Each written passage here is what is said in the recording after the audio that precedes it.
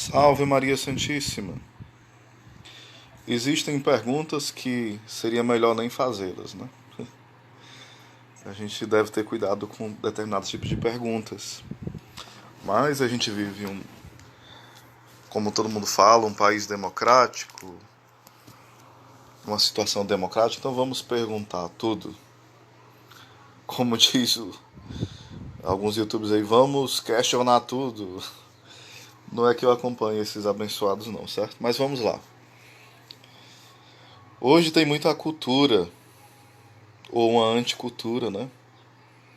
Do politicamente correto. Então, aquele vitimismo.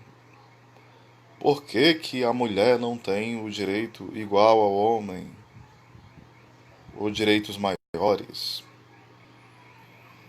E nem sempre direitos iguais trazem benefícios. As diferenças, elas enriquecem muito a convivência humana. Então você brigar no sentido estrito por todo tipo de igualdade é muito perigoso. Perigoso demais. Um exemplo bem simples, eu já chego no assunto sobre a questão sacerdotal, certo? Você está, por exemplo, no Topic, no ônibus, e chega uma mulher, por gentileza, geralmente nós cedemos o assento, por gentileza, cavalheirismo, né? Isso é muito normal. Se a mulher não for uma feminista daquelas, acirrada, ela vai ficar muito feliz e vai aceitar o assento. Aí aqui entra o bom senso. Digamos que seja uma jovem que está sentada, uma jovem bonita, uma jovem ainda bem jovem, né? Sendo bem redundante. Seria o dever dela dar a cadeira a um senhor que chega. Então são coisas muito tranquilas que a gente deveria usar o bom senso. Independente de ser um homem, de ser uma mulher, usar o bom senso. Se é um idoso, se é uma mulher que naquele momento está grávida, se é um deficiente, eu devo usar o bom senso e ceder o assento. Às vezes o que tem a ver isso com a questão do ministério sacerdotal? Em tese, né? A princípio, nada. Mas eu queria fazer um leque sobre isso. O bom senso em fazer algumas perguntas e o bom senso em responder. Alguns começam a dizer o seguinte: não custa nada perguntar. Na ceia de Jesus, não havia mulheres naquele dia? As mulheres não foram ordenadas? Se você estudar a ceia do Senhor, nós vemos que é estranho não haver mulheres. Não custa nada perguntar. Não, tudo bem. Você pode perguntar. Você pode morrer de fazer pergunta, morrer de discutir, mas aquilo que é doutrina da igreja não vai mudar porque você fez um livro com 100 mil perguntas. Você pode perguntar sim. Não tem problema nenhum. Mas a doutrina não será mudada. Não porque é um dogmatismo irracional, não. É porque se o nosso Senhor Jesus Cristo direcionou a igreja esse tempo todo nesse rumo, não vamos chamar as centenas de santos, milhares de santos de burros, de atrasados, de desentendidos. Entre esses mais de 20 mil santos, sem dúvida muitos deles sabiam grego, hebraico, latim, e eram muito mais sábios, mais santos do que nós, e do que os famosos teólogos modernos. Não quer dizer que os teólogos de hoje não tenham nada para acrescentar, claro que tem. Acrescentar no sentido teológico, né? Mas vamos lá. A gente poderia pensar, não seria um indiferentismo por parte da igreja, um preconceito de não ordenar mulheres? Não seria algo cruel? Não seria algo depreciativo? Claro que não. Nós olhamos para a Virgem Maria, por exemplo, que é o modelo de todas as mulheres. Nós poderíamos dizer: valha, que estranho, por que só Nossa Senhora pode ser a mãe de Deus? A gente poderia começar a fazer perguntas bobas. Nossa Senhora é mãe de Deus. E neste sentido, não há dignidade maior do que ser mãe de Deus. Somente ser Deus, né? No sentido antropológico, estou falando, né?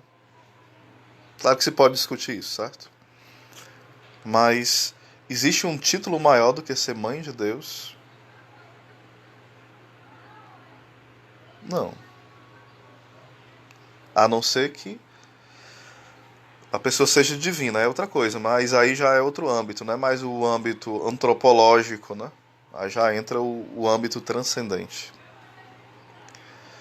Por que eu estou falando essas coisas? Porque nós somos tentados a achar que a missa é um show, é um local onde eu vou me sentir bem, é um local onde eu vou usar a minha criatividade para atrair as pessoas. Então eu vou fazer tudo que é permitido e que não é para atrair a atenção para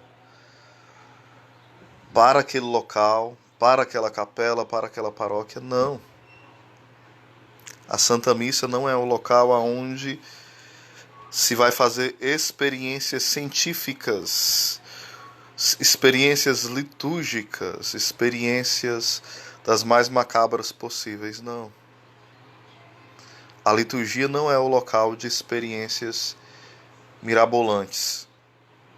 Não é o local onde eu alimento o meu ego, no sentido aqui egoísta mesmo, ego no sentido egoísta, não no sentido positivo da palavra ego. Então tenhamos cuidado. Muitas vezes nós somos tentados a isso, né? E por isso nós começamos a levantar a bandeira.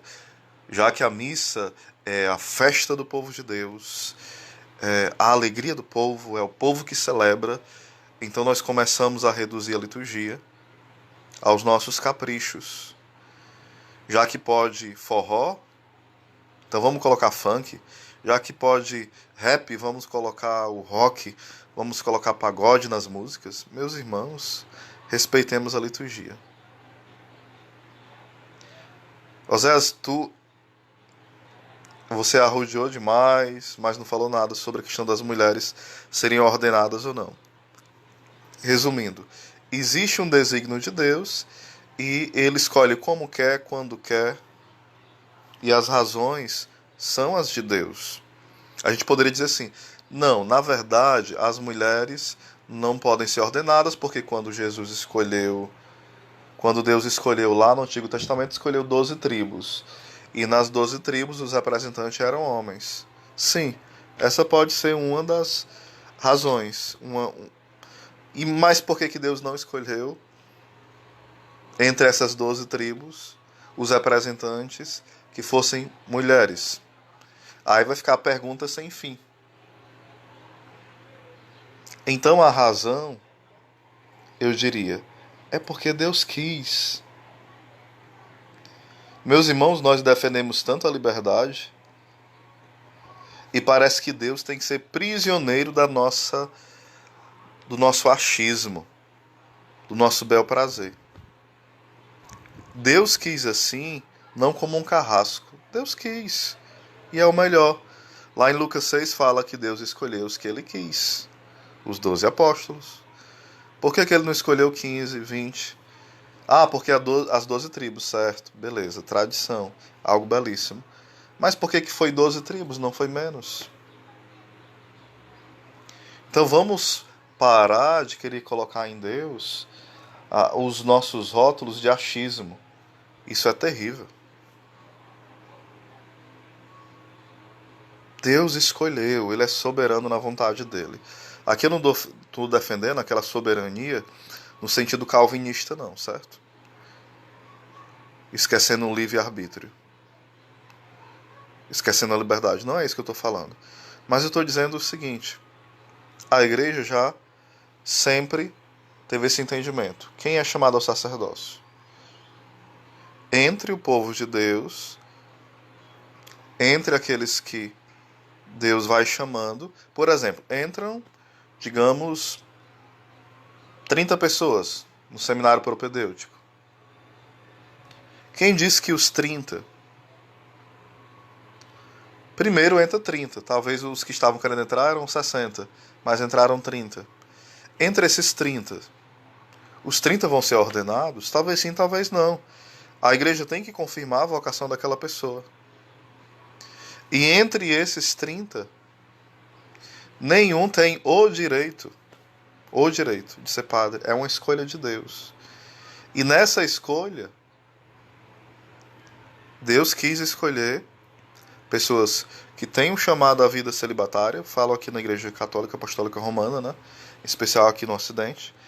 Tem um chamado à vida sacerdotal, se sentem inclinados e chamados à vida celibatária. E são homens. São critérios que a igreja usa. Mas não são apenas critérios disciplinares. A questão do celibato é, embora dentro da teologia católica seja algo muito profundo, é um critério disciplinar, mas não somente isso. Tem algo muito mais profundo, né, do que a disciplina. Existe toda uma teologia por trás do celibato sacerdotal. Mas a questão de ser homem ou ser mulher não é algo apenas disciplinar. É algo que faz parte, de fato, de alguém que se identifica com o ministério ordenado. Tem que ser um homem, não é uma mulher. Deus assim o quis. E nós não podemos achar que Deus foi preconceituoso ao fazer isso. Nós poderíamos dar 1000 razões acerca disso, como, por exemplo, a gente poderia perguntar: por que nós não chamamos Deus de mãe? A gente chama Deus de pai. Não seria isso preconceituoso, né? O Papa Bento XVI, no livro Introdução ao Cristianismo, ele comenta sobre isso. Ele vai falar que essa ideia imanentista, né? Essa ideia como se a natureza fosse a nossa mãe, a mãe terra, esse termo que está sendo tão popularizado dentro da igreja, né? Porque foi usado uma vez e por isso é usado fora do contexto agora, e todo mundo está repetindo isso, né? Descontextualizando aquilo que São Francisco de Assis falou. Então é muito perigoso isso. E o Papa Bento XVI, o Papa Emérito, ele vai falar sobre essa ideia imanentista. É como se ele vai tentando explicar que o termo pai, que é usado para Deus, porque Deus ele não se restringe a categorias, né? Ele não se restringe a isso. Mas o que acontece? A ideia pagã é como se as fagulhas de Deus, né? As fagulhas da divindade, das divindades, estivessem espalhadas pelo universo. Então cada coisa é um pouco de Deus. Porque a matéria, a mate primitiva, né? A matéria primitiva, ela foi se espalhando. Então tudo é Deus, né? Então é como se a divindade estivesse em tudo, nesse sentido bem materialista mesmo. Então por isso Deus é essa mãe. Então é uma ideia equivocada. Porque nós podemos olhar para Deus e ver os traços de um Deus que a gente pode usar analogia com os traços de mãe, no sentido analógico, as entranhas da misericórdia, a ternura de uma mãe, no sentido do pai, a autoridade de um pai, a firmeza. Mas Deus ultrapassa tudo isso. Tudo isso. Mas a gente tem que saber que tem um sentido falar que Deus é pai. Um sentido profundo. E não é ficar brigando para dizer que Deus é mãe. Então tenhamos cuidado, porque por que existe essa reivindicação de muitas? Para que a mulher seja considerada também uma sacerdotisa, ela tem direito ao sacerdócio ministerial, né? Porque o sacerdócio dos fiéis a gente não está discutindo aqui. Todo cristão batizado, né, chamado a ser sacerdote, profeta e rei. Chamado e imprimido nele isso, né, do ser sacerdote, profeta e rei. Não é isso que eu estou falando.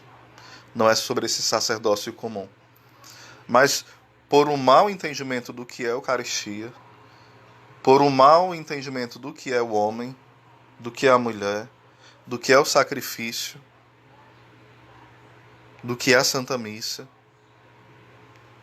do que é oferecer sem sacrifício, da missão particular do homem e da mulher. Por isso existem essas discussões vazias, sem sentido. Então isso é algo definido já. A tradição já mostra a definição e São João Paulo II acaba com toda a hipótese da mulher ser ordenada. Então tenhamos cuidado, porque às vezes nós queremos ser moderninhos demais, muito inteligentes, e acabamos caindo nas armadilhas que o mundo vai colocando. Hoje existem muitos teólogos modernos que são mais modernos do que teólogos. Então é só um pouquinho de reflexão sobre isso. Eu não quis dar uma resposta teológica, uma resposta doutrinária sobre isso, apenas eu quis refletir com vocês que certas discussões são equivocadas, são precipitadas e são incoerentes com aquilo que a igreja sempre ensinou. Um abraço para todos.